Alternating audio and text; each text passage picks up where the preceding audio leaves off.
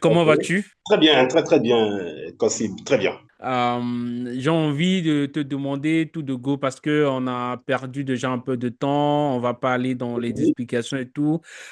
Juste te dire que c'est un plaisir de te recevoir pour parler du journalisme d'aujourd'hui, de cette transformation, de ces profondes mutations et des possibilités d'adaptation qui s'offrent aujourd'hui à ces praticiens. Comme, cela fait combien d'années déjà que tu pratiques ce métier? Depuis 1999, on va dire près de 30 ans, C'est 28 beaucoup, ans exactement. Oui, c'est on va beaucoup. dire, mais bon, quand je vois d'autres qui sont depuis un demi-siècle, bon, je me dis ce n'est que le milieu du chemin. Tu as donc été témoin de l'évolution de ce métier. Et quel est selon toi le changement le plus significatif que tu aies observé ces dernières années dans ce métier? Bon, c'est naturellement l'arrivée des réseaux sociaux. D'abord, une explosion des dispositions technologiques qui existaient par rapport à notre temps, qu'on a constaté notamment entre 2010 et 2015, une explosion à laquelle on ne s'attendait pas. Et depuis, c'est les réseaux sociaux un peu. Et cette forme de journalisme citoyen qui naît à côté, qui rivalise de façon convenable avec nous, qui parfois nous surprend, nous dépasse, compte tenu des exigences déontologiques que nous avons et qui ne s'imposent pas forcément. Et donc, je pense que c'est l'épreuve des réseaux sociaux et l'incapacité ou les difficultés qu'ont les médias classiques à cause des coûts d'investissement à s'adapter. Est-ce que pour toi, l'avènement du journalisme citoyen est une bonne nouvelle pour la profession? Parce que moi, par exemple, je n'entrerai pas dans un avion conduit par un pilote citoyen. Ou par exemple, je suis malade, je vais à l'hôpital, on me présente un médecin citoyen, un médecin qui n'est pas de la profession, mais qui va essayer de faire quelque chose. Pourquoi on tolère cela dans le journalisme? Est-ce que c'est une bonne nouvelle d'avoir un journalisme citoyen? Est-ce que c'est une bonne nouvelle ou c'est pas aussi une menace à la profession? Moi, j'ai eu une peur. J'ai eu peur au début, un peu avant 2010, que cela n'écroule la profession et que ça ne nous expose, moi compris, au chômage. Donc, il y a eu cette peur qui a existé. Mais toujours est-il que tous les pronostics se sont montrés. Aucun des pronostics n'est arrivé finalement. On a pensé déjà qu'en 2025, on n'aurait plus de journaux papier. Et aujourd'hui, moi, je continue d'ouvrir des journaux papier, d'en recevoir et d'en lire. Je crois que c'est le cas pour beaucoup d'autres personnes comme toi et d'autres. Et donc, je pense qu'il y a une résistance naturelle de la presse traditionnelle parce que, comme tu le dis, c'est quand même la presse mère et c'est la plus fiable. Et je crois que l'avantage que nous avons au finish, c'est que les réseaux sociaux soient rattrapés par les intenses, tu vois. Ce qui fait que, de façon instinctive, le lecteur ou la cible pense confirmer les informations reçues par les réseaux sociaux, par les médias traditionnels. Mais moi, je pense que c'est quelque chose d'important pour nous, d'utile, parce que ça appelle à rénover, à s'adapter. Et je crois qu'il y avait une sorte de confort, de certitude pour les journalistes, parce qu'on se disait, bon, on est les seuls instruments, les seuls moyens d'information. Et là, il y a des journalistes citoyens, il y a des influenceurs qui font presque autant que nous et qui, le plus souvent, ont plus de moyens que nous. Donc, cela nous appelle aussi à mobiliser davantage de moyens et à adapter nos médias. Sauf que les influenceurs ne sont pas tenus aux mêmes règles, en fait, qui régissent notre métier, qui encadrent notre profession. On va en parler aussi, mais on n'a pas brossé, en tout cas, le portfolio ou la biographie de notre invité. Est-ce que tu voudrais peut-être en une minute nous faire cet exercice-là? On parle mieux de soi. Donc, quelles sont peut-être les étapes les plus marquantes de ta carrière pour ceux qui te découvrent, qui est Max Kamel? Journaliste, au départ, c'est pas un métier que moi j'ai cherché à faire. Je pense que si j'avais trouvé un Ah autre bon. métier plus juteux, oui, c'était pas un métier qui me Pilote? passionnait. Non, pilote, ça peut être compliqué, mais je me dis, dans les finances, par exemple, dans les startups, à mon époque, ça n'existait vraiment pas sous la forme actuelle, ça aurait été mieux. Mais comme vocation centrale, moi, je suis religieux catholique, ou j'étais religieux catholique dans une congrégation en France. Donc, et la chance que j'ai eue, c'est que ma congrégation, les Oblats de la Vierge Marie, sont spécialisés un peu sur les questions de technologie de communication, notamment de communication sociale, et cela peut ressembler un peu au journalisme. Et je m'y suis mis dès 99 pour la communauté d'abord. Puis après, en sortant de la communauté en 2001, 2002, en sortant de la communauté en 2002, j'ai fait 5-6 ans au Togo, avec des médias classiques qui existaient à l'époque, hein, notamment Indépendant Express, dont j'ai été directeur de l'information. Avec un confrère, on a créé une agence ACP Inter qui n'existe plus aujourd'hui. Puis après, je me suis retrouvé progressivement, compte tenu de mon passé de religieux, à me spécialiser sur le journalisme catholique. Et aujourd'hui, maintenant, je collabore avec une dizaine de médias européens catholiques depuis Paris où je vis l'essentiel de l'année. J'ai fait aussi dans le cadre d'Africa Stratégie France des formations avec des journalistes, on va dire amateurs, notamment au Bénin à l'initiative du président Talon en 2018, c'est ça. Et puis après, en Tunisie, financé par la Banque mondiale. Et donc voilà, de petites formations de ce genre. Et aujourd'hui, je me sens beaucoup plus à l'aise, peut-être comme spécialiste du catholicisme, puisque j'accompagne le pape dans tous ses voyages dans le monde. J'écris des articles au quotidien sur l'actualité de l'Église. Je reviens de la Tunisie et du Maroc, où je suis allé rencontrer l'archevêque de Rabat, le cardinal Lopez, et celui de Tunis, dans le cadre d'interviews conventionnelles, quoi. Donc voilà. Donc, je pense que la spécialisée a été un atout majeur pour toi. Est-ce que, comme on va parler de l'adaptation, peut-être que si tu ne t'étais pas spécialisé dans un domaine, tu serais sur plusieurs sujets, tu couvrirais plusieurs sujets, tu n'aurais pas les mêmes carnets d'adresses que tu as aujourd'hui. Est-ce que aussi l'une des voies ou l'un des moyens de pouvoir réussir dans ce métier, c'est aussi de se spécialiser en 2026? Oui, forcément, forcément. Je pense que indiscutablement, on peut rester généraliste et on peut rester un très bon rédacteur en chef, un très bon journaliste généraliste, mais l'accrocher à une spécialité, forcément, sinon ça va être extrêmement difficile parce que compte tenu de l'envahissement des intoxications, les médias sont de plus en plus pointus et veulent de plus en plus de gens qui correspondent à un profil dont ils ont besoin de façon précise sans aucune raison de s'inquiéter. Et donc, je pense qu'en cela, il faut se spécialiser. Et je pense aussi que les spécialistes sont sans doute mieux rémunérés. Ils sont forcément un peu mieux payés, à mon avis. Moi, je pense que c'est à partir du moment où je suis devenu journaliste spécialiste du catholicisme que j'ai eu les meilleurs contrats. Et compte tenu de la précarisation ambiante du métier, c'est important pour les médias africains, pour les journalistes africains, à mon avis, de se spécialiser, donc de s'adapter aux défis internationaux de la spécialité. Mais est-ce qu'il n'y a pas aussi des inconvénients à se spécialiser? Je trouve que ça facilite le travail et donc pour des gens, pour des paresseux comme moi, c'est pas si mauvais que ça, c'est assez simple. Après, il y a un risque d'être dépassé par l'information générale. Et à côté, il faut prendre des dispositions soi-même en essayant de s'adapter à l'information générale. Moi, j'essaie tous les matins de lire la presse générale pendant 2 heures, au réveil à 6 heures, de 6 heures à 8 heures, systématiquement, sauf si j'ai une urgence. Et ça, parce que le risque, le plus souvent, c'est de ne qu'il y ait des informations presque évidentes pour tout le monde et que vous ne l'ayez pas. Après, je pense que tout le monde ne va pas se spécialiser non plus. Mais comme on a des spécialistes, on a très peu de spécialistes dans tous les domaines en Afrique, je crois que c'est devenu un défi important. Il faut dire aussi qu'on peut être spécialisé dans plusieurs domaines, à mon avis. C'est-à-dire qu'on peut être à la fois spécialisé sur les questions scientifiques, sur les nouvelles technologies, sur les questions de foi et donc de religion, sur les questions d'environnement, à la fois sans donc rester spécialiste d'un secteur précis et rester plus ou moins compétent et extrêmement raffiné sur peut-être 2 ou 3 secteurs aussi. C'est possible. Mais je ne sais plus comment on peut faire le journalisme aujourd'hui sans aucune spécialité. Euh, on risque de tomber dans un sorte d'anonymat professionnel, à mon avis. Quand on parle de la spécialisation aussi, on parle bien sûr aussi de la compétence. Il faut être compétent dans le domaine dans lequel on veut vraiment se spécialiser. Mais de manière plus générale, on ne va pas parler de catholicisme, mais comment les journalistes pourraient en 2026 acquérir des compétences selon toi?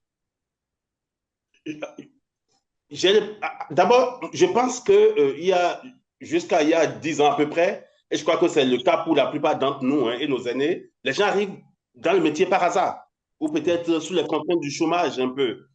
Moi, je pense que, comme je l'ai dit au début, si j'avais eu un autre métier plus convenable matériellement, j'allais oublier le journalisme dès que je suis sorti des ordres. Alors, je pense qu'il faut aujourd'hui je ne veux pas dire systématiquement parce que je ne me sens pas compétent pour le dire, ni légitime pour le dire, mais l'école est importante. Parce que l'école, ce n'est pas que apprendre ou confirmer ce qu'on connaît déjà. C'est aussi créer son réseau. C'est aussi s'offrir une légitimité, même si elle est artificielle et superficielle. C'est dire, je suis journaliste, et le dire avec la certitude qui doit être la sienne quand on le dit. Et en même temps, avoir son réseau, forcément, parce qu'on va à l'école avec des gens, même si c'est des cours à distance, on les fait avec des gens qui se retrouvent en visio, tout ça. Maintenant, pour les formations, il faut. Il y a beaucoup d'opportunités, à mon avis, sur Internet. Il y a plein d'organisations qui proposent chaque mois des formations courtes de quelques jours. Je te vois tout le temps partager des liens de ce genre de formation. On peut aussi le faire par les webinaires comme ce que nous sommes en train de faire. Hein. On peut se spécialiser comme ça par des formations de ce type ou par des rencontres de ce type. Mais je pense que la formation ou l'opportunité ne manque pas. Après, il y a un problème de choix, il y a un problème de bourse, il y a un problème de moyens. Mais comme tous les métiers, il faut mettre de l'argent sur soi. Il faut investir sur soi forcément. Et je pense que les journalistes en Afrique de l'Ouest, notamment, ne le font pas assez. Il faut prendre le risque d'investir sur toi. Moi, j'ai fait l'ESJ. Je suis de la promotion présentielle, hein, 2012-2013 de l'ESJ Paris. Ça a été une formation à mes frais. Donc, j'ai dû faire des économies, solliciter des amis à l'époque pour pouvoir le faire ou la faire. Et je pense que les journalistes doivent faire des efforts dans ce sens, investir dans la formation, chercher les opportunités existent. C'est peut-être les moyens qui sont limités, mais on peut faire violence sur soi. On n'a pas le choix, malheureusement. Ça fait 28 ans que vous êtes dans ce métier. Et il y a une étude qui a été publiée en 2017 en France par les observatoires des métiers de l'audiovisuel et de la communication et de la presse qui montre que 40% des journalistes qui ont obtenu leur carte de presse en 2008 ont quitté la profession au bout de 30 ans. Et dans la fourchette, c'est beaucoup plus les moins de 30 ans qui quittent la profession. Ils sont désenchantés. Mais toi, ça fait 28 ans. Comment as-tu pu tenir jusqu'à ces 28 ans? Il faut dire qu'à un moment donné, je pense il y a à peu près 20 ans, j'ai commencé par écrire des livres. Et au début, je me disais, moi, je me suis dit toujours qu'un journaliste qui n'écrit pas, il y a un petit problème. Pour moi, un journaliste, ça doit écrire. Il doit écrire, tu vois. Ça a été comme ça dès le début pour moi. Mais j'ai pris du temps hein, pour y arriver. Moi, je suis rentré dans le métier il y a 28 ans, à peu près à la fin des années 90. Et j'écris mon premier livre en 2006 sur le Togo d'ailleurs. Et à l'époque, on disait de moi que j'étais spécialiste du Togo parce que je ne suis pas originaire du Togo. Bon, je ne sais pas ce que ça vaut d'être spécialiste du Togo ou d'un autre pays ou même d'un autre domaine particulièrement, mais bon, c'est ce qu'on disait à l'époque. Et après, j'ai tenu à continuer à écrire. Mon dernier livre, je l'ai écrit avec l'ancien archevêque de Lomé, Monseigneur Bariga, de vénérable mémoire, est décédé. Il est lancé depuis mars dernier et se vend d'ailleurs assez bien. Et je crois qu'on a trop pensé que le journaliste ne peut pas vivre de son métier, mais il peut vivre des raccourcis et des pareils de son métier. Et moi, je considère l'écriture comme un des parallèles, un des raccourcis du métier. Et j'ai tendance, depuis que ce livre est sorti, à gagner plus comme écrivain que comme journaliste. Mais finalement, les deux se complètent. Hein. Et le travail qui a été fait, puisqu'il s'agit d'une longue interview, est aussi un travail vachement journalistique. En France, généralement, beaucoup de journalistes écrivent. J'en connais beaucoup aussi qui ont sorti des livres, mais pourquoi en Afrique, très peu de journalistes écrivent? Ça, c'est une question, en fait, c'est une question qui me fascine depuis longtemps, une question à laquelle moi-même je réfléchis. Je pense que j'en avais discuté avec quelqu'un. Pourquoi on écrit très peu en Afrique francophone, nous, journalistes? Euh, je pense que partout dans le monde où on n'écrit pas assez, ce n'est pas seulement en Afrique francophone, ça peut être aussi sur d'autres régions du monde où les gens écrivent moins. Ça, je pense même que en Asie du Sud-Est, dans cette zone-là, les gens écrivent moins, peut-être parce qu'il y a les intempéries, tu vois. Les gens sont stressés par d'autres questions du suivi au quotidien. Mais généralement, pour ceux qui sont de l'Afrique francophone, je pense que ils ne lisent pas.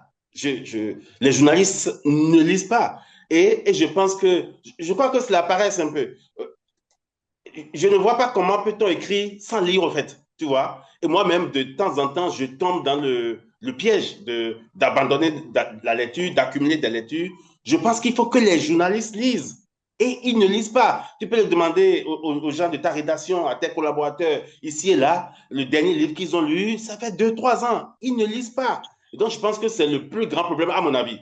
Après, il peut y avoir des problèmes d'accès à l'édition, parce qu'on est en Afrique occidentale, il n'y a pas beaucoup de maisons d'édition, il n'y a pas de subventions pour les maisons d'édition. Il y a d'autres problèmes, d'autres conjonctures parallèles qui peuvent être pragmatiques ou techniques, mais la première problématique, c'est la lecture. Ils ne lisent pas et c'est, à mon avis, impossible d'écrire sans lire. Donc, je pense que c'est ça le grand problème. Je pense que nous sommes déjà en train d'établir une liste des possibilités d'adaptation. La première, on a parlé de la spécialisation qui est très importante. La deuxième, la lecture, écrire des livres. Il y a certainement des participants et des participantes qui nous suivent et qui se demandent, oui, moi aussi, j'ai bien envie d'écrire, mais je vais écrire sur quoi? Moi, je crois que l'actualité aujourd'hui, la facilité avec laquelle on accède à l'actualité aujourd'hui fait que les sujets, il y en a beaucoup. Après, j'ai constaté quand je parle avec des journalistes un tout petit peu plus jeunes, je ne veux pas dire moins vieux que moi, ils disent non, parfois on cherche des sujets, on n'en trouve pas.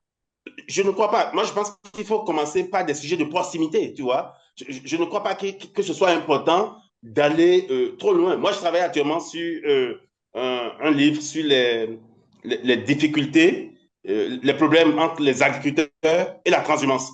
Parce que je fais un peu de champ à 40 km de Lomé et je vois que le problème arrive tous les jours. Tous les jours, il y a des affrontements dans la zone, dans la préfecture de Zior, au sud du Togo, où j'ai mon champ. Et je me suis dit, à un moment donné, il faut travailler sur ça, même si ce n'est pas pour vendre beaucoup de livres, ça sera déjà de la documentation sur le sujet. Donc moi, je pense qu'il faut viser des sujets de proximité. L'autre chose, c'est qu'on a en Afrique des difficultés de toutes sortes, et ça peut être culturel aussi, pour limiter les égaux. On a des difficultés à valoriser nos personnalités, à valoriser nos grandes valeurs. Et si tu prends par exemple l'exemple, le Togo, où je me trouve en ce moment, tu as très peu de journalistes culturels qui travaillent sur des artistes togolais, par exemple, qui travaillent. Je connais aucun livre qui soit sur à Kofa. Je connais aucun. Sur Bella Bello, j'ai vu des extraits dans le livre, tu vois. Et donc, moi, je pense qu'il y a tellement de sujets, mais ne cherchons pas loin. Cherchons dans la proximité et ne cherchons pas forcément à avoir un sujet international parce que ça peut être difficile de se déplacer, ça peut être difficile d'accéder à l'information, d'accéder aux gens. Il y a plein de sujets dans notre quotidien. Et la question de l'environnement est un défi assez important aujourd'hui. On peut travailler sur les communautés traditionnelles à la base dans nos pays par rapport à la question de l'environnement. Mais ça va faire des dizaines de livres. Après, je parie que les journalistes ont des problèmes à angler les sujets. Tu vois, c'est ce que moi j'ai constaté. Le moment pendant lequel j'ai enseigné comme journaliste, c'est que les journalistes ont du mal à angler les sujets, à trouver un angle percutant et pertinent qui attire la foule. Et ça, ce n'est qu'en s'exerçant, ce n'est qu'en lisant d'autres livres. Mais je pense que il y a aussi un autre frein qui réduit notre inspiration, c'est que les journalistes, ils ont du mal à lire leurs confrères. C'est un, c'est un défaut extrêmement grave. Moi, je lis la presse togolaise au quotidien et je pense qu'il faut lire nos confrères, il faut lire les magazines, il faut lire les journaux, il faut les tenir, il faut les feuilleter. Il y a une sorte de méfiance vis-à-vis des confrères quoi, qui existe dans d'autres métiers, hein, mais dans notre, que dans d'autres métiers. Je pense qu'il faut lire la presse au quotidien et lire les confrères. Et s'il y a des confrères que vous connaissez, lisez-les davantage et vous pouvez pêcher ici et là de petites idées pour faire des livres. L'autre chose qui paraît, à mon avis, plus facile pour faire un livre, c'est peut-être accumuler des chroniques. Je connais peu de journalistes chroniqueurs, il y en a qui le font depuis un quart de siècle, et ils n'ont peut-être jamais eu l'idée de rassembler leurs chroniques un jour et d'en faire un livre.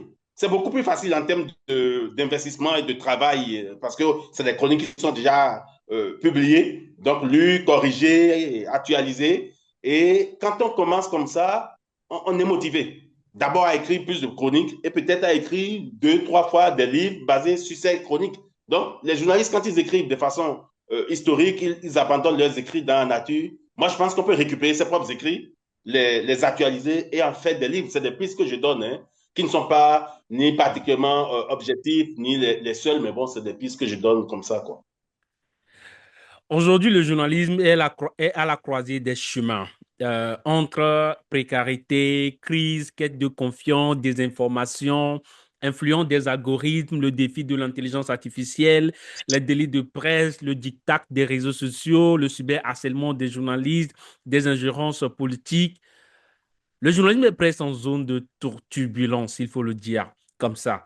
Euh, Pourrais-tu partager une sorte de liste de 10 commandements qui pourraient permettre à nos participants de s'adapter à ce métier aujourd'hui?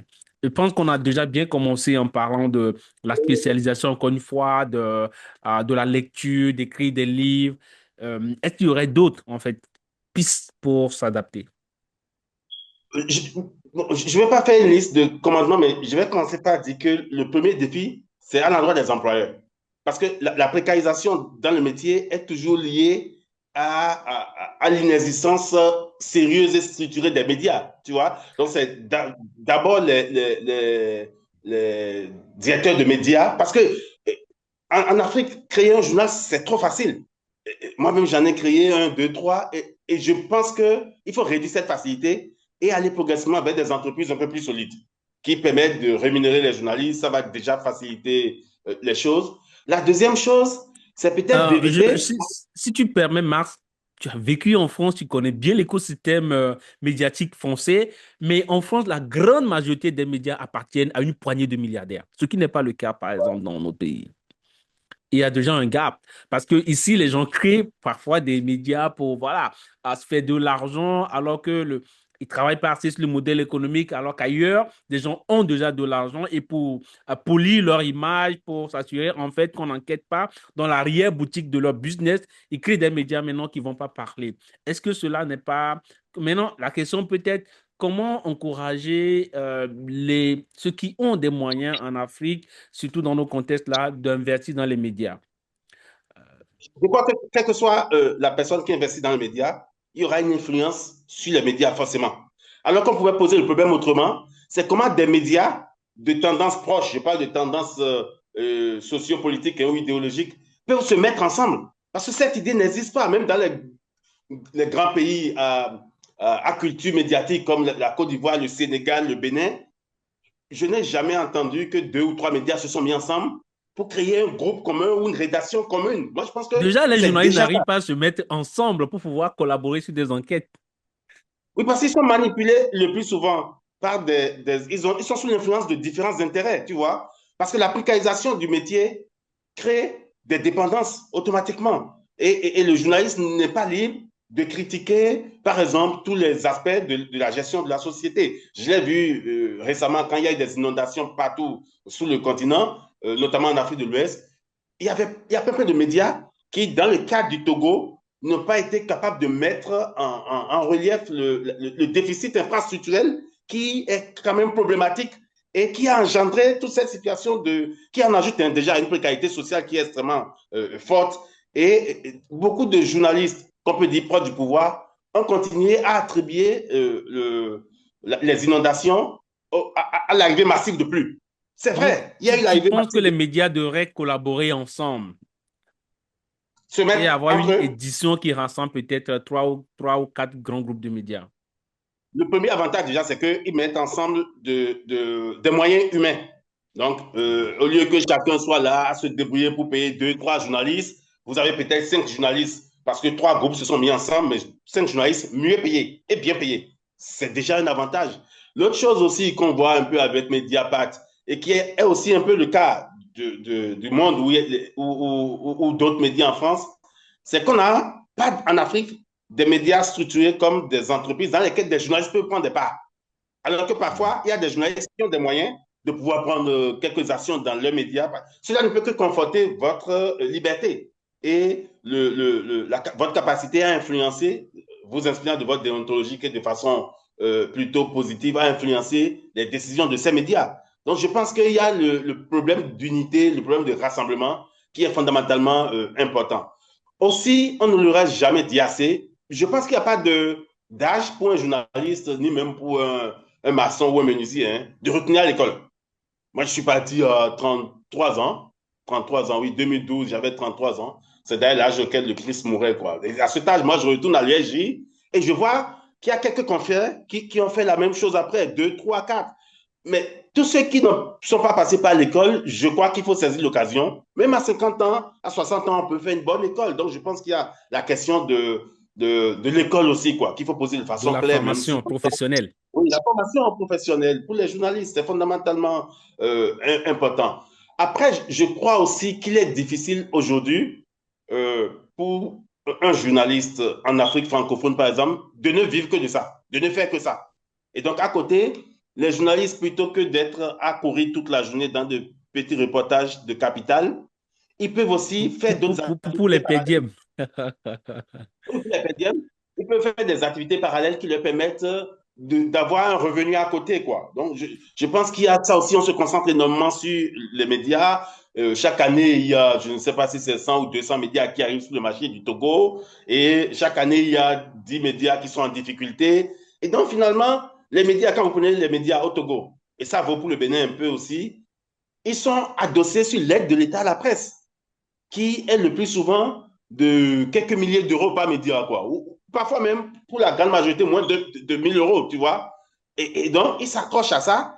Et vous constatez souvent que les médias s'efforcent et parfois même s'endettent au détriment du traitement de leurs journalistes pour sortir afin de correspondre aux quotas exigés pour avoir l'aide de l'État à la presse. Et dès qu'ils arrivent à ce quota, peut-être en octobre ou en septembre, ils relâchent tout et les parutions deviennent irrégulières. Donc, il faut que les journalistes cherchent d'autres sources de revenus. On peut être journaliste et enseigner. Moi, je connais de très bons professeurs qui sont aussi journalistes. Il faut diversifier. Le journalisme seul, tel qu'on le connaît il y a 20 ans, 25 ans, 30 ans, ne peut pas survivre à la tension et à la zone de turbulence dans laquelle nous sommes et que tu évoques si bien d'ailleurs. Et donc, bon, ce sont là quelques conseils que je peux donner. D'autres peuvent arriver pendant la discussion, oui. J'ai eu une intéressante discussion avec un journaliste lors d'un webinaire. On discutait de l'aide de l'État à la presse. Il me disait que c'est une fausse bonne solution pour les médias en Afrique. Qu'il pense, lui, en fait, que les médias n'ont pas besoin à la presse, d'aide de l'État, et que on pourrait redéfinir autrement l'aide de la presse en défiscalisant les entreprises de presse. Ils ne sont plus imposables et que les revenus, en fait, qu'ils obtiennent de la publicité leur soient vraiment intacts ou qu'on pourrait trouver un moyen, par exemple, de verser directement cette aide-là dans les comptes des journalistes. Parce que souvent, on sait que ça bénéficie aux directeurs de publication et que le personnel de la rédaction n'en bénéficie pas vraiment. Aucun média pourrait faire peut-être la liste de ses besoins et qu'on lui achète les matériels dont il a besoin, qu'on pourrait le définir autrement, l'aide de la presse. Mais il y a d'autres aussi qui pensent en fait que l'aide de la presse rend les médias en dépendants et qui ne pourraient pas demain, lorsque par exemple le gouvernement déraille ou commet des exactions, ils ne pourront pas en parler. Ça aussi, c'est un autre débat. Mais puisqu'on parle des médias, des directeurs de publication, dis-moi comment ils peuvent aussi s'adapter aux défis qu'on a aujourd'hui parce que les lecteurs ne sont plus vraiment sur les médias. Lorsqu'on a un événement, vous avez mentionné l'inondation tout à l'heure, les gens vont courir sur TikTok pour voir est-ce qu'il y a des vidéos, est-ce qu'il y a Facebook. Les réseaux sociaux sont devenus les premières sources d'information des internautes. Comment est-ce qu'on peut inverser cette tendance? Est-ce qu'aujourd'hui, il faut faire plus de contenu vidéo? Oui, à mon avis, il faut les imiter. Moi, je pense que la meilleure manière de défier quelqu'un, donc de défier, parce qu'on n'a pas le choix, hein, de défier ces influenceurs et ces réseaux sociaux qui nous envahissent, à mon avis, c'est déjà de les imiter. Donc, de disposer d'une petite équipe, deux, trois journalistes qui sont en permanence dans la confirmation. Et j'en ai vu au Togo, hein, il y a des associations qui l'ont fait au Togo et qui l'ont bien fait d'ailleurs, dans la confirmation des informations qui circulent, par exemple, déjà, et Mhm. qui fassent comme les réseaux sociaux, qui prennent des pêches et des caméras ou des téléphones et qui, dans la rue, essaient de rivaliser avec les réseaux sociaux. C'est possible, on peut le faire avec un petit budget d'ailleurs. Donc, c'est assez facile de faire ça. Donc, déjà en limitant les réseaux sociaux. La deuxième chose qui me paraît importante, et qui va nous permettre de nous différencier des réseaux sociaux, c'est ce que nous allons apporter de plus. Parce que les réseaux sociaux, ils vont dire que 4 quartiers de Lomé sont sous l'eau, 10 quartiers d'Accra sont sous l'eau, et ils vont s'arrêter là. Nous, on peut se déplacer sur place, voir pourquoi les quartiers sont sous l'eau, les canalisations, comment c'est fait, qui est responsable, les projets qui lambinent, les routes qui se dégradent trop vite. Donc, on peut aller en profondeur et creuser davantage et apporter un plus que l'influenceur qui est dans un lit à Dubaï ne peut pas apporter forcément. Donc, c'est un atout pour nous.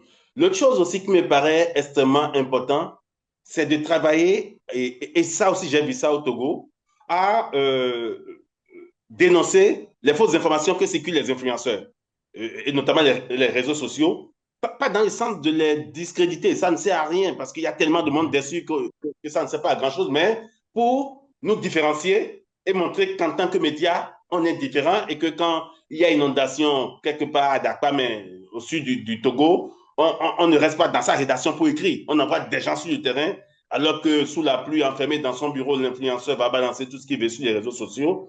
Et nous avons aussi quelque chose que nous apportons aux lecteurs et dont on ne parle pas assez, c'est la garantie de la fiabilité de l'information, puisqu'on en répond devant la justice, tu vois, ce qui est très peu le cas des réseaux sociaux. Mais quand on revient au financement de la presse, puisqu'on en parlait avec l'aide de l'État à la presse et tout ça, et les dépendances que cela crée, moi, j'ai toujours pensé, il y a 20 ans, quand j'ai commencé à avoir les problèmes d'arrestation et de condamnation au Togo, que les RAC, les autorités de régulation, qui sont souvent celles-là qui déterminent qui va prendre l'aide de l'État à la presse ou pas, ne sont pas utiles. Dans les pays anglophones, en Afrique, ils existent sous une forme de consultation, de structure à consulter. En Grande-Bretagne et aux États-Unis, il n'y a pas l'équivalent du CSA.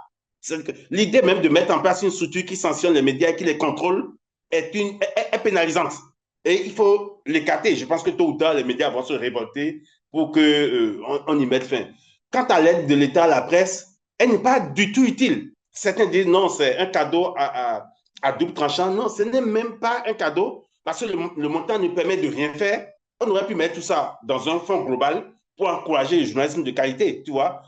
Et une partie, assez souvent entre 10 et 20 vont au fonctionnement de la structure qui partage l'argent.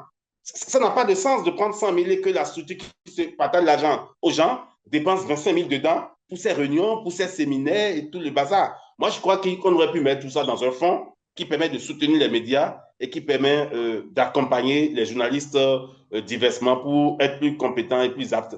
Mais l'autre chose aussi, c'est qu'il ne faut pas oublier que la première responsabilité revient aux médias. Et il faut trouver une sorte d'issue pour que les médias qui n'ont pas les moyens d'être médias cessent d'exister. Sinon, on va rester dans la précarisation, c'est la source de tous nos maux. Qu'est-ce que tu appelles les médias qui n'ont pas moyen d'exister ou les médias qui ne sont pas des médias? La Est-ce que tu peux moitié, la clarifier un moitié peu? des la moitié des médias dans les pays qu'on connaît très bien, donc le Bénin, le Togo, la Côte d'Ivoire, n'ont pas un siège. Comment peut être un média sans avoir un siège? Ils n'ont pas un siège. Au Togo, je suis certain, pour ce que je constate, je n'ai pas estimé ça, que la moitié des journalistes n'ont pas d'ordinateur ou d'ordinateur adapté. Ce n'est pas possible. Donc, les médias, et ceci info, cela info, tatata info, tatata express, qui ne foutent rien, qui n'ont pas les moyens d'être médias, il faut les faire partie.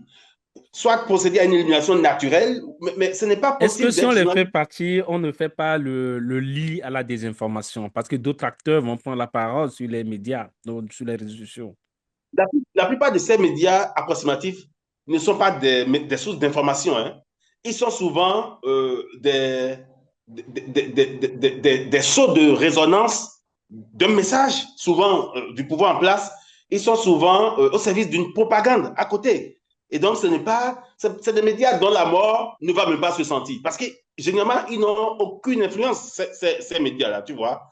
Et puisqu'on parlait de préconiser des solutions, et j'avais parlé tout à l'heure d'imiter les réseaux sociaux. Je crois que parfois les journalistes ne sont pas assez informés. Je connais quelques confrères qu'on peut voir seulement en regardant la direction de mes yeux qui gagnent beaucoup d'argent, énormément d'argent et qui structurent de vrais médias à partir de live, par exemple, quoi. À partir de quelques directs, à partir de reportages contextuels. Je serais obligé de citer, par exemple, Capture Média, qui est récent au Togo. Je le vois exister depuis peut-être un peu plus d'un an.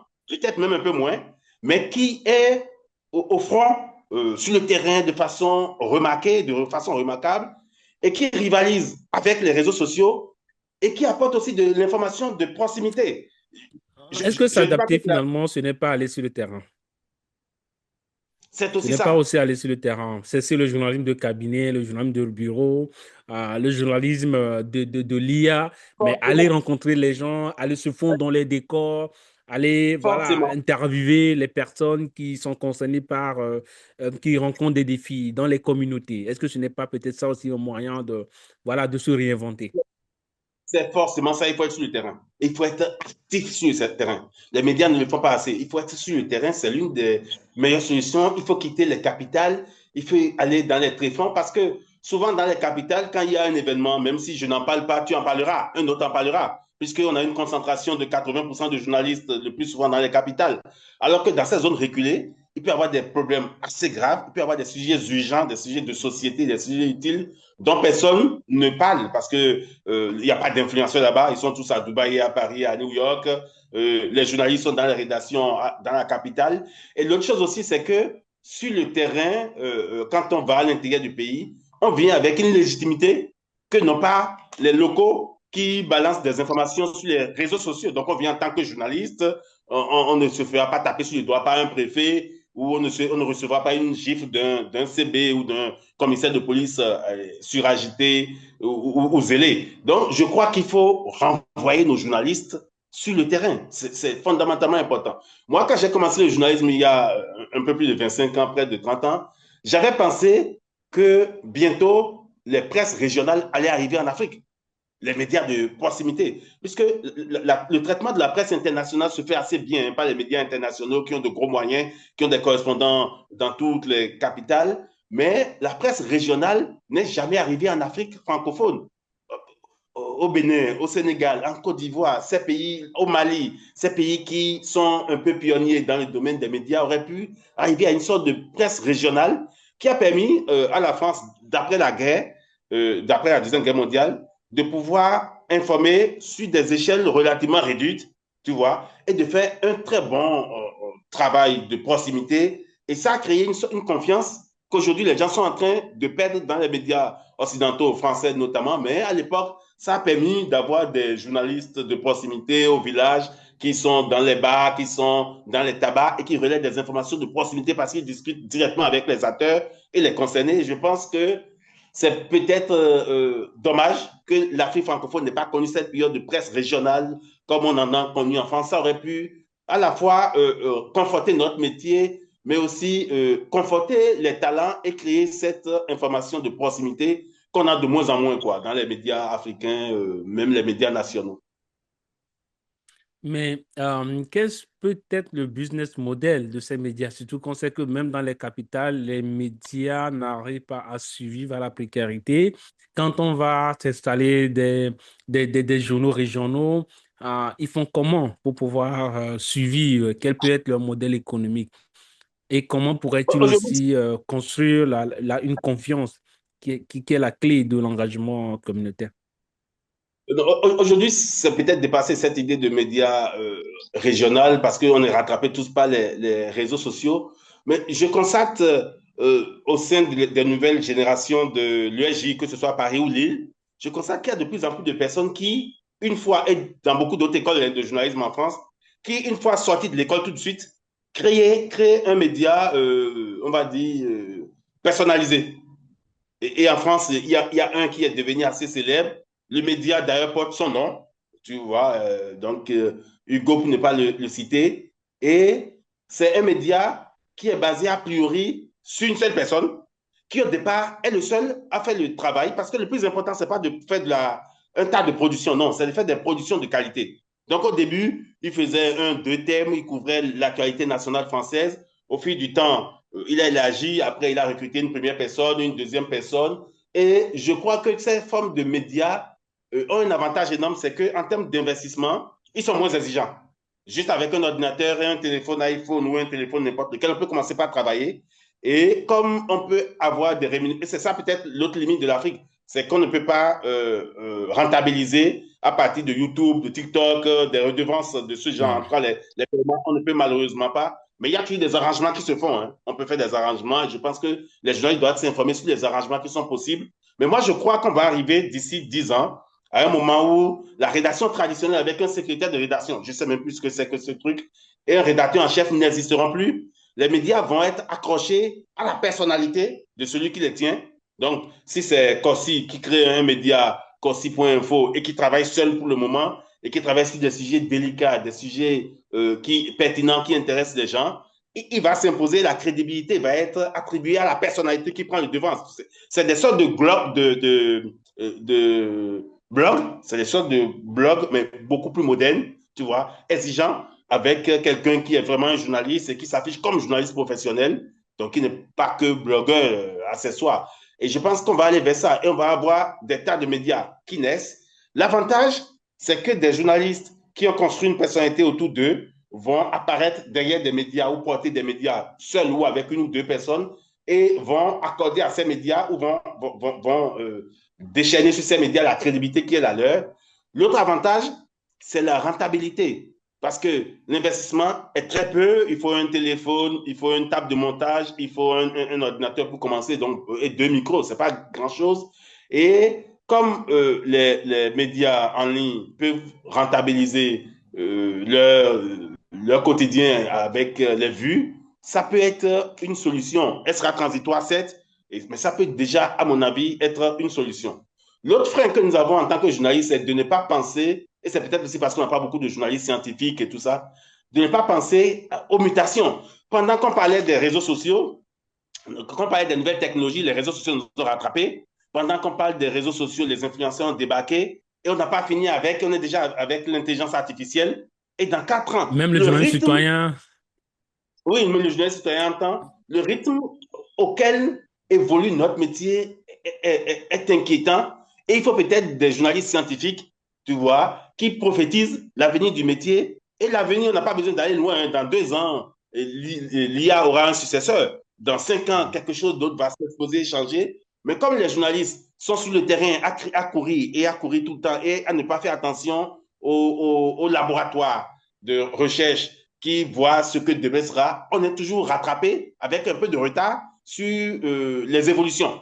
Et je pense peut-être qu'il faut aller vers des journalistes qui sont derrière les startups, qui suivent les recherches et qui permettent de pronostiquer notre métier dans l'avenir.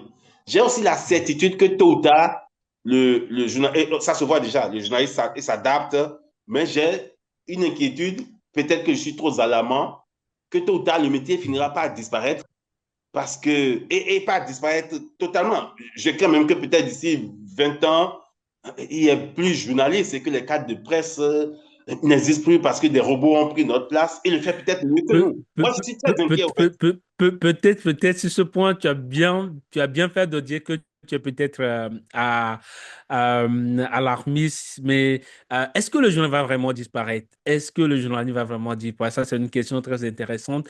Je pense que les participants qui êtes là, vous pouvez également participer au débat, hein, vous pouvez l'animer. La boîte de chat vous est ouverte. Je vois déjà une intervention de Luciano qui dit, franchement, ne voyez-vous pas que les conditions de vie et de travail du journaliste africain font que la fonction de journalisme est vraiment caduque pour tendre vers l'excellence? Ça, c'est encore plus fort. Des fois même, devant des difficultés, certaines contraintes ne libèrent pas le journalisme à se libérer. Bon, je pense. Enfin, euh, tu as utilisé, Max, un mot au début que peut-être que aujourd'hui, on a des journalistes paresseux, mais quand on lit un peu l'histoire du journalisme déjà au début de 1700, les journalistes étaient catalogués, ils étaient étiquetés comme des paresseux, ils étaient méprisés, ils étaient négligés. Et on a même qualifié des médias de paresseux, en fait. Donc, en fait, quand je vois l'évolution, que ce soit dans les années 1700, 1800, 1900 et 2000, les attaques contre les médias n'ont jamais cessé. Parce que les médias dérangent, ça c'est une vérité. Et est-ce que le journalisme va mourir? Ça c'est une question vraiment fondamentale. Les robots ne pourront pas aller sur le terrain. Je pense que tu as déjà donné la solution en disant que Il faut, pour s'adapter maintenant, aller sur le terrain. Il faut prendre ses caméras. Il faut faire comme les influenceurs. Ça va permettre, en fait, de faire persister ce métier ou de faire perpétuer le journalisme. Je ne pense pas que le journalisme va finir par disparaître. Mais si quelqu'un a un avis contraire et est d'avis aussi avec moi, partagez vos commentaires avec nous dans la boîte de chat. Mars, est-ce que c'est vrai que ce métier va finir par disparaître un jour? Non, non, chez moi, c'est pas. Je parle de peur, je suis inquiété. J'ai Ah, peur ok. que ça ne disparaisse. Après, je ne fais pas une prophétie parce que moi, j'ai intérêt, même de façon égoïste, j'ai intérêt que ça reste encore pendant les 20 ans qui viennent pour que j'aille à la retraite. Mais j'ai peur d'être attrapé par les nouvelles technologies parce qu'elles s'explosent. Et surtout parce que quand tu vois souvent les médias, il y a très peu de médias qui arrivent à mobiliser une communauté extrêmement importante, Ouais, quoi. Comme les c'est vrai. influenceurs qui ont des Je- millions d'abonnés. Les médias, c'est très peu le cas. Peut-être aussi parce qu'on ne fait pas trop le show, mais je crois aussi que c'est surtout parce qu'on n'imite pas assez suffisamment les réseaux sociaux. Et il faut les imiter, puisqu'ils sont inévitables. Il faut les imiter et peut-être tenter de les dépasser dans leur domaine. C'est possible. Mais il n'y a pas assez d'initiatives.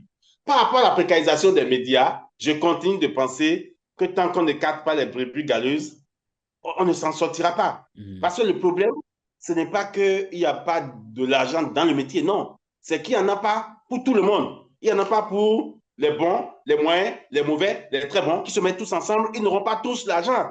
Donc, gardons les La, excellents. la, Et il y en a suffisamment, sélectionnons, et que ceux qui peuvent faire autre chose, aillent faire autre chose. Et c'est possible de faire autre chose, tu vois. Donc, moi, je pense que pour la précarité, la seule solution, c'est de faire un journalisme de qualité. Forcément, pour y arriver, c'est de chasser les plus mauvais et de garder les plus ou moins bons et les bons.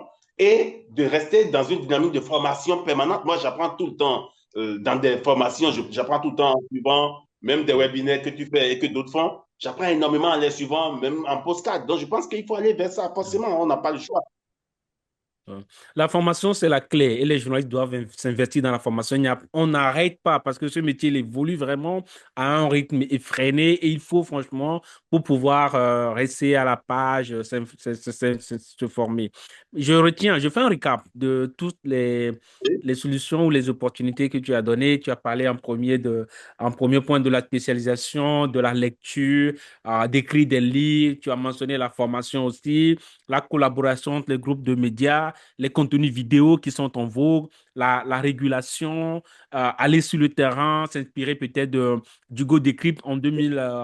Il y a 2 ans, je suivais son interview. L'une de ses interviews disait qu'il a embauché une dizaine de journalistes qui sont détenteurs de la carte de presse. C'est Ah, formidable. de presse, oui. Oui, carte de Mais presse, oui. au début ce n'était pas le cas. Au début, ce n'était pas le cas, tu Au début, vois. c'était le Donc, cas. on Il peut disait dans l'interview qu'on lui a demandé d'écrire un site internet et il a fait après les journaux pour mettre les contenus parce qu'on n'arrivait pas vraiment à définir son média comme un média, en fait. Voilà, il y a eu ce problème. Tu as aussi parlé de l'importance de construire sa crédibilité du journalisme scientifique, du journalisme de qualité. Je pense que c'est ce que j'ai noté et qui sont vraiment de très beaux conseils pour ceux qui veulent en tout cas continuer à faire ce métier. L'urgence est vraiment de s'adapter, l'urgence est de se réinventer. J'ai suivi, je pense avoir aussi invité un professeur de journalisme au Canada qui disait que les journalistes doivent s'inspirer aussi des bitcoins, qu'ils doivent pouvoir aussi écrire sur les bitcoins. J'ai vu aussi ailleurs au Canada où tu as des journalistes, par exemple, qui sont spécialisés dans la mécanique, mais ici, il y a très, très peu de spécialisation. Je voudrais qu'on revienne sur la spécialisation, mais avant la question de l'argent, pour ne pas perdre de fil. Tu dis qu'il y a beaucoup d'argent dans ce métier-là. Mas, comment, c'est où et on ne le trouve pas? non, d'abord, on a la chance de faire un métier qui, sur plusieurs aspects, est défiscalisé, hein. Déjà, l'importation du matériel, Ouais. sur beaucoup d'aspects, ça reste quand même un métier défiscalisé. Mais quand je dis qu'il y a beaucoup d'argent dans le métier, parce que le grand problème, ce n'est pas qu'il n'y a pas l'argent. Le grand problème, c'est qu'il y a trop de journalistes qui de toutes sortes, hein, de tout niveau, qui sautent dans la manne.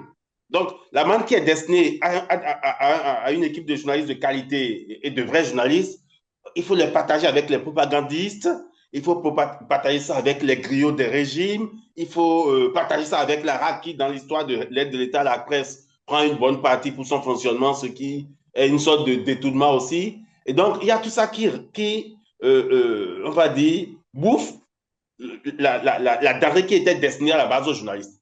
Mais l'autre chose, je n'ai Mais pas il n'y a voulu pas citer de que, nom. il y a aussi les influenceurs. Il y a 2 mois, j'ai été approché par un collègue. Il y a une société chinoise qui voudrait s'installer ici et pour le lancement, on lui a fait un plan de communication, une conférence de presse et tout. Figure-toi, Musk, il a dit que non, il se passe, il s'en passe de la conférence de presse. Et il voudrait en fait que le montant alloué à la communication autour de leur société soit versé uniquement à 2, 3 blogueurs ou influenceurs. Donc, est-ce que ce ne sont pas vraiment une menace pour ce métier-là? C'est la première. En fait, j'en entends parler, mais là, de vivre ça et de se rendre compte que même les gens ne veulent plus organiser des conférences de presse qui pensent que passer par des influenceurs, des blogueurs, ça fait déjà le job. C'est Mais pourquoi il faut l'argent s'adapter finalement en part faisant comme ailleurs. il faut s'adapter en faisant comme les influenceurs, forcément. Parce que si les médias étaient suffisamment sur le terrain, avec une pêche et un téléphone à faire comme les influenceurs, la société aurait préféré confier sa communication à un média qui dispose d'un petit service de journalistes influenceurs en griffe qui sont sur le terrain. Tu vois, donc c'est une. Nous devons rivaliser avec eux. Mais l'autre chose sur laquelle je n'ai pas voulu insister en donnant de nom, c'est que moi, je connais aujourd'hui de plus en plus de journalistes, comme je l'ai dit au début, qui font des lives, qui font des trucs 1 fois par semaine, 2 fois par semaine. Peut-être que les gens vont soupçonner quelques-uns de ceux dont je parle, 3 fois par semaine, et qui gagnent quelques milliers de dollars en faisant ça. Et donc, je pense qu'il faut viser l'argent que les géants des réseaux sociaux mettent à disposition de la publicité qu'on peut faire sur vos podcasts et tout ça. Et ça, tu vas constater que les journalistes ne le font pas assez. Je ne crois pas que les médias à Dakar ou à Lomé reçoivent de l'argent du fait d'être présents sur les réseaux sociaux. Déjà, à la base, ils sont mal structurés pour répondre aux critères, mais on peut s'adapter à ça. On peut récréer une nouvelle page et commencer à zéro et aller très vite dans les critères. Il y a de l'argent en ligne et les médias doivent viser ça, puisque nos premiers ennemis, ce sont les GAFA. Et donc, nous sommes obligés de les secouer aussi et de profiter des failles qu'il y a pour pouvoir avoir de l'argent pour nos médias. Et tu vas constater que ces dernières années, les médias, l'accès aux médias est de plus en plus payant. Il y a en France, aux États-Unis, en Grande-Bretagne, de plus en plus de médias où il faut payer un abonnement pour accéder. Et la légende dans le domaine, c'est Mediapart. On avait pensé que ça ne peut pas tenir longtemps parce qu'il y a des informations qui circulent partout et que Mediapart ne peut pas faire payant et uniquement payant pendant longtemps. Et ça fait plus de 10 ans que Mediapart fait du payant. Et ça marche.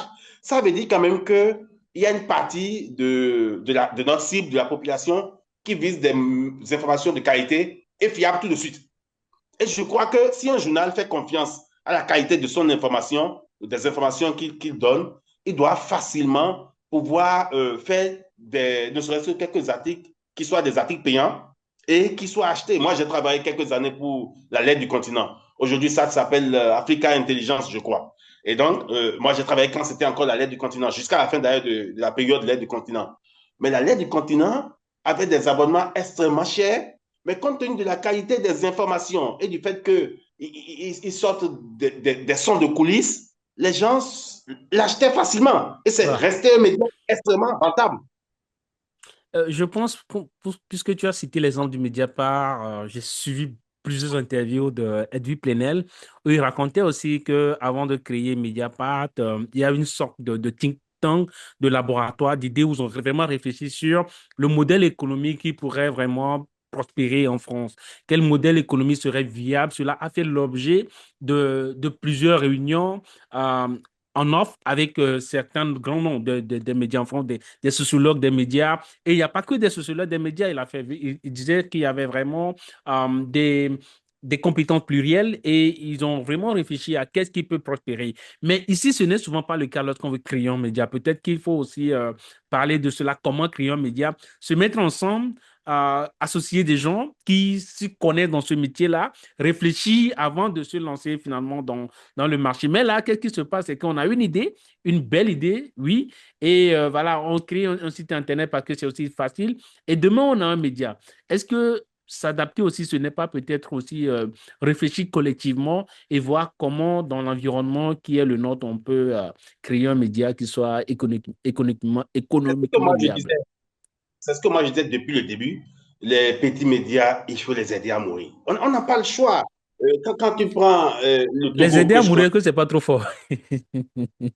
parce que quand la rédaction est constituée d'un monteur et d'un directeur de publication, ce n'est pas sérieux au minimum. Ce n'est pas sérieux. Et ce directeur de publication, on peut l'aider à travailler, peut-être pas comme directeur de publication, mais comme rédacteur en chef dans un autre média et à être mieux payé. Il faut faire des propositions de transition ou soit où on s'adapte en faisant des propositions de transition ou on les aide à s'en aller pour sauver le métier. C'est fondamentalement important.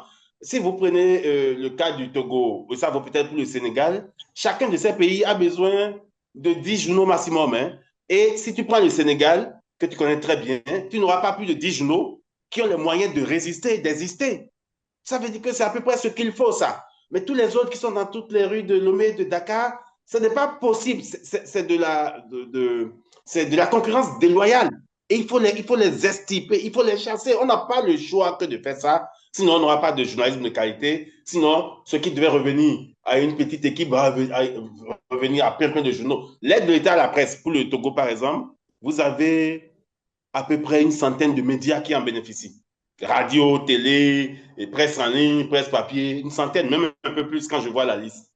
Mais c'est trop. Si cette aide, moi je suis contre l'aide, le principe de l'aide, je suis contre ce principe de l'aide. Je suis pour une tasse destinée à l'information, par exemple. C'est-à-dire que qu'on dise que dans notre quotidien, comme l'information est un bien public et que nous avons tous besoin de ça pour notre tranquillité existentielle, on va créer une tasse de 0,001% sur tous les salaires, dans le privé comme dans le public, qui va être gérée par une structure mise en place par les journalistes pour répartir aux médias selon des critères qu'on définirait, tu vois. Je suis beaucoup plus pour ça que par exemple pour les licences. Moi, systématiquement, pour moi, je suis allergique à la RAC. L'idée de la RAC est pour moi une idée assassine. Avant de parler de l'idée de la hack, je pense qu'il faut quand même un organe de régulation pour les médias. Certains, par exemple, vont préconiser que ce soit un tribunal des pairs, que ce soit un organe qui est régulé par les journalistes eux-mêmes pour les journalistes, ça, je suis c'est-à-dire un d'accord. organe qui va Je suis éviter, par d'accord. exemple, il faut éviter la judiciarisation des conflits, en fait, qui proviennent du milieu. Mais j'aimerais poser une autre question, puisque ce webinaire est organisé par le syndicat national des journalistes indépendants du Togo. Les journalistes ne se syndicalisent pas. Ils n'arrivent pas à vraiment se mettre ensemble, à porter d'une même voix leurs revendications. Est-ce que ce n'est pas aussi un frein à leur Tu sais autonomie et à pourquoi? leur indépendance? Non. Pourquoi les journalistes n'arrivent pas à syndiquer? Parce qu'ils sont tous devenus DP. Ils sont tous devenus DP. C'est-à-dire qu'ils sont tous devenus directeurs de publication. C'est aussi ça le problème. Tous les journalistes, au bout de 2 ou 3 ans, ils quittent l'université, ils viennent faire un stage, ils deviennent directeurs de publication.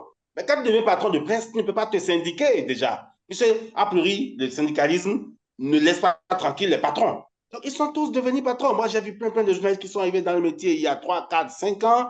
Aujourd'hui, ils sont tous patrons de presse. Donc, ils n'ont même pas eu le temps de syndiquer qu'ils sont déjà patrons de presse. Après, je pense que pour Peut-être qu'ils ont été aussi obligés parce qu'ils se disent que finalement, je travaille sous un maître qui ne me donne rien et qui se taille la paille des lions. Je vois les opportunités, les contrats qu'ils signent. Peut-être que si je me mets à mon compte, je vais bénéficier de cette manne publicitaire à moi tout seul. Oui, sauf que si tu fais attention, tu le constateras, les meilleurs journalistes que nous avons dans tous nos pays francophones de l'Afrique de l'Ouest ont du boulot. Ils ont du boulot. Les meilleurs, les bons, ils ont du boulot. Ils sont dans des médias à l'international ou au local qui les paient et qui les rétribuent de façon, à mon avis, assez convenable.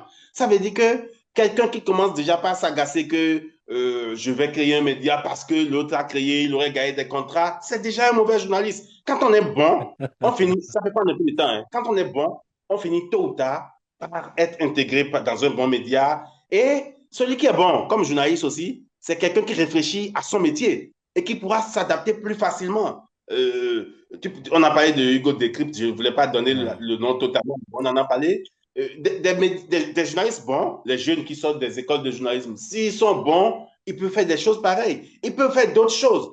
L'autre risque au Togo, c'est quoi? C'est que dès que quelqu'un réussit quelque chose, pas au Togo seulement, hein, en Afrique de l'Ouest francophone, tout le monde veut l'imiter. Au lieu de prendre quelque chose chez lui et de l'améliorer dans un autre sens, tout le monde veut faire comme lui.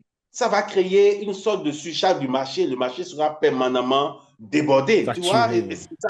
Oui, saturé, c'est le mot juste. Et ça limite les opportunités, les issues qu'on peut avoir, forcément. Par rapport à l'autorégulation, puisqu'on en parlait tout à l'heure, moi, franchement, je suis d'accord pour l'autorégulation, qui est une sorte d'observatoire, comme on entend dans beaucoup de pays, qui soit constitué exclusivement de journalistes. Parce que le problème aussi de nos RAC, je ne cite pas celle du Togo particulièrement, mais je parle aussi d'elle, c'est que ce pas des journalistes qui siègent. Le plus souvent, quand par hasard il y a des journalistes, Mais c'est rarement je des bons. pense, mais en Et donc, France, moi, par exemple, ils ont aussi le, je sais pas si c'est le bon sigle, le je disais ça. CFDM, un centre qui veille en fait, où les internautes, par exemple, ou les lecteurs, lorsqu'ils veulent se plaindre, ils peuvent contacter et qui veille à ce que dans les médias, que les bons mots même soient choisis. Ils observent. Et il faut les moyens pour, je pense qu'il faut vraiment les moyens pour. Et moi, mon avis sur cette question, c'est que parfois, le contexte politique influe sur la manière dont les journalistes travaillent. Oui. Il y a cette réalité aussi. Mais on va encore aborder un aspect de la solution parce que c'est très important pour les gens d'avoir des pistes de solutions. Tu as parlé des bons journalistes. Qui arrivent à décrocher peut-être des postes ou arrivent à sécuriser des opportunités de publication dans les médias qui sont basés à l'international. Mais comment est-ce qu'on arrive à cela? Comment est-ce qu'on le fait? Peut-être qu'il y a un journaliste aussi qui se dit comment les autres font pour être contactés par des médias qui sont basés à l'étranger? J'en ai bien envie aussi, mais comment ça se fait? Parce faut dire que parfois ça paye mieux que les contrats qu'on a au plan local. Souvent, ça peut mieux. Mais aucun média aujourd'hui dans le contexte de crise, hein, de crise financière, économique que connaissent tous les médias d'une manière ou d'une autre, aucun média n'ira vers un journaliste à Daparan ou à Dakar ou à Conakry pour aller lui proposer des piges, pour aller lui proposer une collaboration. Tu vois, c'est clair que les médias n'iront pas vers les journalistes. Donc, c'est aux journalistes d'aller vers les médias. Et c'est en cela que le fait d'avoir un diplôme, le diplôme n'est peut-être le signe de rien, c'est la preuve de rien, mais c'est l'élément déterminant pour dire essayons-le, tu vois, essayons telle personne. Et moi, je me Hmm. dis que avoir un diplôme permet toujours au rédacteur en chef auquel tu t'adresses d'avoir un tout petit peu envie de tenter le coup, tu vois. Mais comment être contacté par les médias? Aucun média ne contacte personne, il faut aller vers les médias. Il faut écrire aux médias, il faut leur faire des propositions concrètes. Et les gens pensent parfois que quand un média a un journaliste dans un pays, ça suffit largement, je ne peux plus postuler auprès d'un média qui a déjà un correspondant à Lomé. Non, tu peux proposer des Si l'autre articles. l'apprend, il va dire, l'autre après, il va me jalouser, il va dire en fait que celui-ci, il lorgne mon emploi. Non, mais si moi je propose contextuellement un article ou un reportage et que le média est intéressé, ce sera de façon sporadique. Ce n'est pas un travail permanent que je fais pour le média. Moi, je me souviens très bien qu'il y a quelques années, un peu avant 2000, un peu avant la Covid, le pape François se rendait à l'ONU et c'était la première fois que lui, il se rendait à l'ONU et j'étais du voyage. Donc j'arrive à l'ONU avec le pape, tout se passe bien et je réfléchis un peu et j'ai pensé à un média catholique qui s'appelle 4.ch. CH pour Suisse, quoi. Et ce média, il s'appelait Apic avant. Et il y a 15 ans, je lui ai écrit presque chaque année en lui proposant de collaborer et il ne m'a jamais répondu. Une fois, j'ai reçu une réponse de Maurice Page, s'il nous suit, il va s'en souvenir, qui me dit, je ne crois pas que tu aies le contexte, que tu comprennes le contexte dans lequel nous travaillons pour pouvoir écrire des articles qui correspondent à nos réalités. Et donc, alors que je rêvais de ce média parce que c'est l'une des vitrines de l'église les plus importantes dans le monde, et c'est un média suisse et qui dit quand même quelques billets de banque, des banques écarées, et je me dis, bon, il paie bien, et c'est d'ailleurs ce que j'ai constaté après. Et donc, je suis à New York et j'ai une idée, c'est d'écrire un article sur les discours que les papes ont tenus depuis le premier pape en 1964 jusqu'à nos jours. Et au lieu de faire un synopsis pour proposer un sujet comme ça dans lequel on peut avoir des défaillances dans le synopsis, tout ça, j'écris un article. Donc, je me mets là dans mon hôtel, j'écris rapidement un article sur les papes de Paul VI à François, les interventions des papes à l'ONU.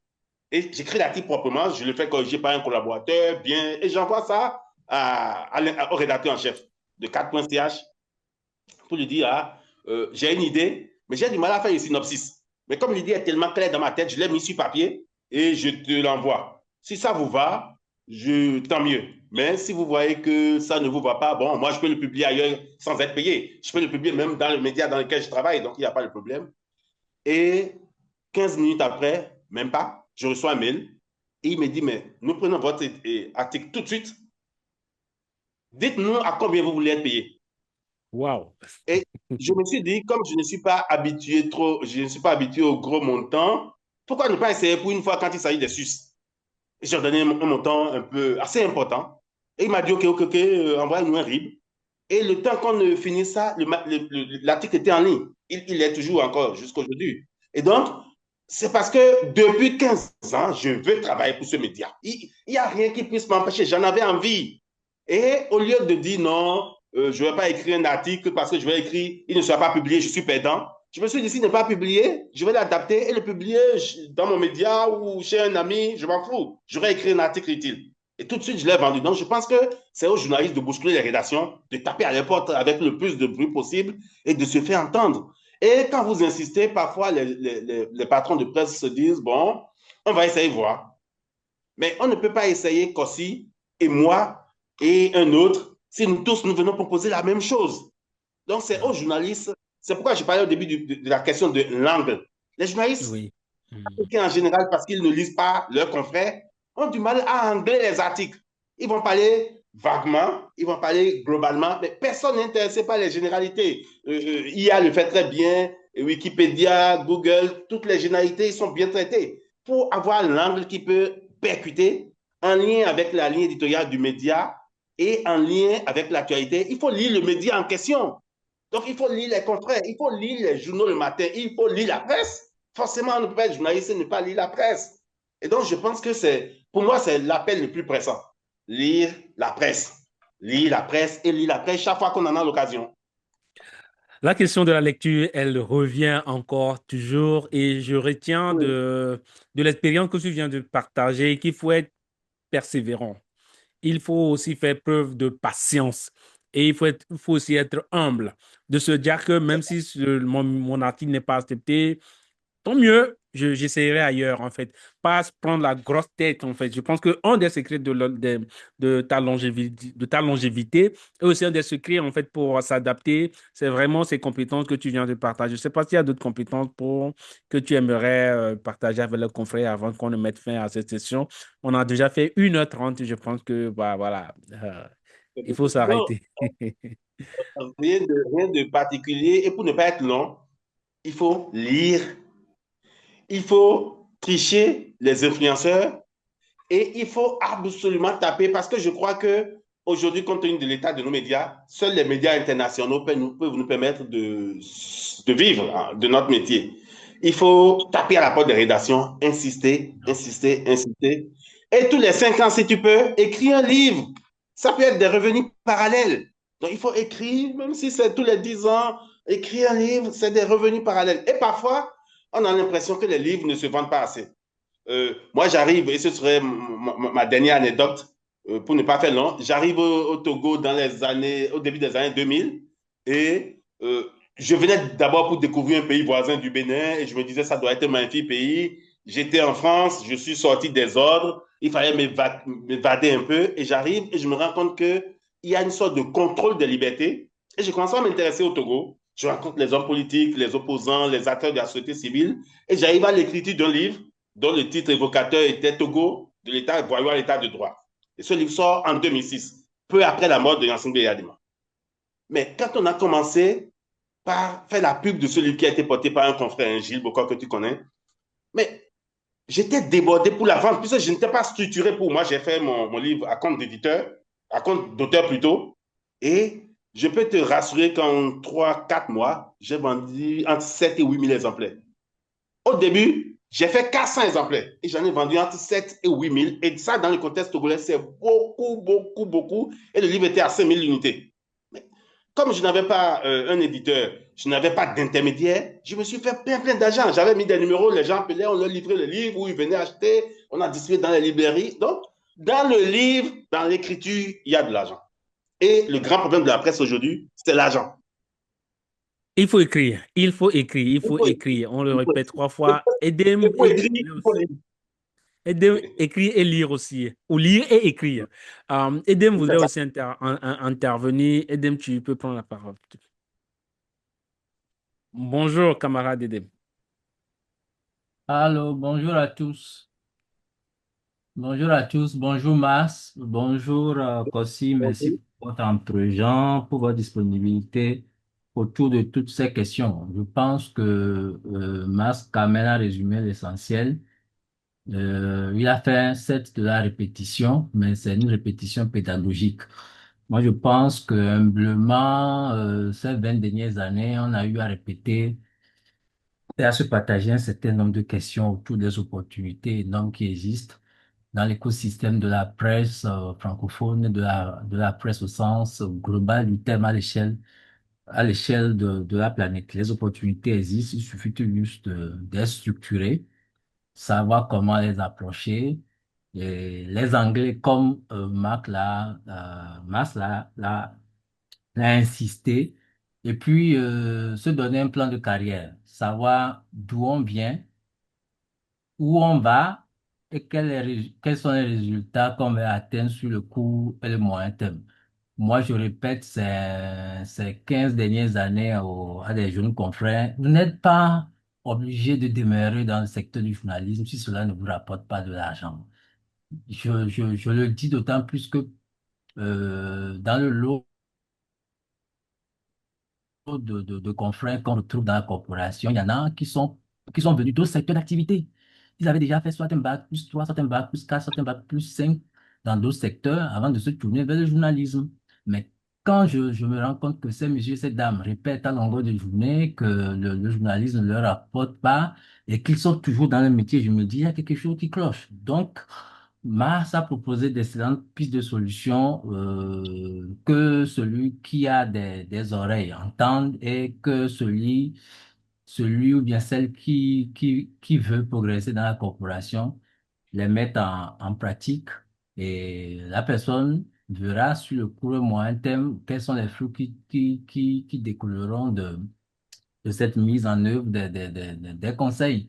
L'autre pan du constat qu'on peut brandir à la faveur de ce type de webinaire, c'est que les confrères ne s'intéressent pas au mot MAUX de la corporation au sens véritable du terme. C'est-à-dire, on est là tout le temps à courir derrière son pain quotidien à telle enseigne que même quand on a des occasions de se poser, de réfléchir sur des mots de la corporation qu'on peut transformer en opportunités. On ne les fait pas suffisamment. En prenant la tête de la section togolaise de l'UPF, Union internationale de la presse francophone, tout en continuant à militer au sein du Saint-Gist, moi, j'ai instauré, par exemple, un exercice intellectuel que nous avons baptisé la presse parle à la presse. Une fois par mois, on trouve des thématiques qui intéressent la corporation au sens global du thème et qui nous amènent à réfléchir autour de ce type de sujet durant 60 minutes. Bien évidemment, à ce type d'occasion, parce qu'il n'y a pas de l'argent à se partager, il n'y a pas des bitos qu'on peut projeter, n'attire pas 100 personnes, bien 200 personnes. Donc, mais cela ne nous décourage pas pour autant. C'est la raison pour laquelle je n'ai eu de cesse, bien, je n'ai de cesse d'appeler le SG, lui s'invite à continuer ce type d'initiative et à la systématiser. Même si c'est un noyau de 10, 15 personnes qui continuent par les suivre, pour moi, ça portera du fruit. Sur le court et moyen terme, on saura, ou bien on sait que dans 5, 10 ans, si un certain nombre d'acteurs quittent la corporation, il y a du bon fruit qui va rester, le livret va partir et ces bons fruits vont germer, vont continuer par entretenir la flamme de la démocratie. Parce que ne l'oublions jamais, ce que nous faisons à travers la promotion de la liberté de la presse, c'est une contribution indirecte à la promotion de la liberté des droits civiques et démocratiques dans nos pays. C'est notre contribution modeste à l'évolution de notre pays sur le sentier du développement qui est une tâche qui nous incombe à tous.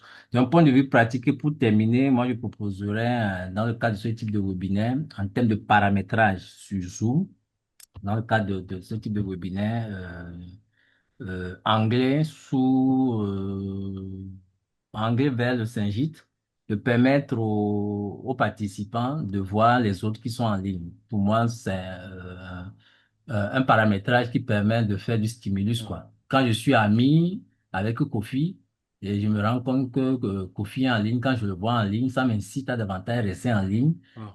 ou de décrocher. Quand je suis en ligne, je ne vois pas le listing des participants, ceux qui participent. Ça peut me démotiver. Je sais que cette forme de présentation sur Zoom est une des mille et une façons de paramétrer les choses. Mais dans le contexte togolais, c'est très important de paramétrer les choses pour qu'on puisse voir ceux qui sont en ligne. Une fois encore, merci Mars, on aura l'occasion de se penser en ligne sur d'autres sujets. Merci Balao et puis bonne suite Avec plaisir. à tout le monde. Toujours un plaisir de t'entendre et de bénéficier de tes riches contributions. C'est pas si Mars a envie d'acheter quelque chose. Non, c'est bon, hein. On a fait assez long. Voilà. Et puis, il vient ajouter à la liste le plan de carrière qui est très important. Ce qui est paradoxal, quand vous voyez les écoles de journalisme, ils reçoivent les effectifs des candidatures sont toujours en hausse. Pourtant, on dit que le métier ne fait pas rêver, mais dans les écoles de journalisme, ils continuent d'enregistrer des candidatures de gens qui veulent toujours se lancer dans ce métier. Et il faudrait que ceux qui sont là et qui le pratiquent déjà puissent s'assurer que ce soit un environnement sain pour que ceux qui viennent puissent aussi évoluer dans cet environnement et continuer, comme Edem vient de le dire, de contribuer à la culture démocratique, à la liberté de parole, à la liberté de la presse, contribuer en tout cas à édifier ou à construire des sociétés qui sont mieux informées, qui sont capables de prendre des décisions éclairées. Merci encore, Et Marc, puis, pour ta Kassi, je disponibilité. ne sais pas si je suis toujours écouté. Oui, tu as toujours écouté. Ce n'est pas un ajout, mais un complément de taille que j'ai oublié en prenant la parole. D'accord. Il y a 10 ans, beaucoup de confrères se plaignaient du fait qu'ils ne bénéficient pas de bourses, d'opportunités pour pouvoir se faire former au métier du journalisme. Modestement, le Saint-Gide fait partie des entités, des organisations professionnelles de presse qui sont battues en offre. L'UPF Togo a rajouté une couche pour qu'on puisse décrocher le financement du Profamed. La plupart des confrères connaissent ce qu'on appelle Profamed chez nous. 1 million d'euros que la coopération française a eu à mettre à la disposition des journalistes togolais pour se faire former au niveau licence et au niveau master. On a aujourd'hui près d'une centaine de confrères, de consoeurs qui ont bénéficié de cette manière et qui se sont formés. Donc, si il y a 10 ans, 15 ans, on se plaignait du fait que on n'arrive pas à résorber nos maux, parce qu'on n'a pas bénéficié de formation. Aujourd'hui, cette question est tranchée. La centaine la centaine a le diplôme de base. Ils sont professionnels, bien master en journalisme. Maintenant, il faut se poser les bonnes questions et des questions objectives. Pourquoi les mots perdus alors que 100 personnes environ ont bénéficié de la formation pratiquement à un taux zéro? Parce que quand vous faites la licence professionnelle, vous payez 100 000, la licence professionnelle sur 2 ans, et vous payez 50 000 francs par année. Pour moi, c'est un taux gratuit. Quand vous faites le master et vous ne payez pas 1 million ou bien vous ne payez pas 2 millions par année et vous bénéficiez d'une bourse pour terminer une formation, pour moi, c'est énorme. Maintenant, la centaine de ce personnel est tenu par obligation morale d'apporter une plus-value pour faire progresser la corporation. Quand vous bénéficiez de licence, vous bénéficiez de master, après vous vous désintéressez complètement. Alors, réellement, complètement des mots de la corporation. Ne vous attendez pas que les choses évoluent du jour au lendemain. J'en ai terminé. Merci beaucoup. Merci encore, Edem. Merci aussi à Mars. Merci à tous les participants. Edem, Merci beaucoup. camarade Edem, j'ai bien pris note. Je pense que pour la prochaine fois, on va passer à des formats qui permettent à l'ensemble des participants de se voir, de savoir qui est connecté, qui est en ligne. C'est vrai que ça peut encourager certains à rester aussi. Je vais profiter donc pour saluer ceux qui sont là, Akosiwa, Iboku, Arthur, Benjamin, Daouda Zongo. Fortuné, Adapté, Innocent, Joël, Kossi Segbe, Kwaku, Luciano, Narcisse, Patrick, Degbevi, René et Thomas Pataki. Merci à tous les participants et les participantes qui sont restés du début jusqu'à la fin. Ça fait environ 2 heures, hein. On est à 1h43 minutes. Je pense que ça a été vraiment très intéressant. Et quand on parle de ce métier, on peut même passer toute une journée à discuter. On n'en finirait pas. Merci à toi aussi, Mars. Au début, on a eu des soucis. J'ai pensé que ça n'allait pas tenir, mais très ravi finalement qu'on ait Heureusement, pu avoir cet échange. Merci merci encore beaucoup. et voilà. Bonne fin de journée à tous et à toutes et à la prochaine pour une autre activité de Sanjit. Au revoir. Merci beaucoup. Au revoir.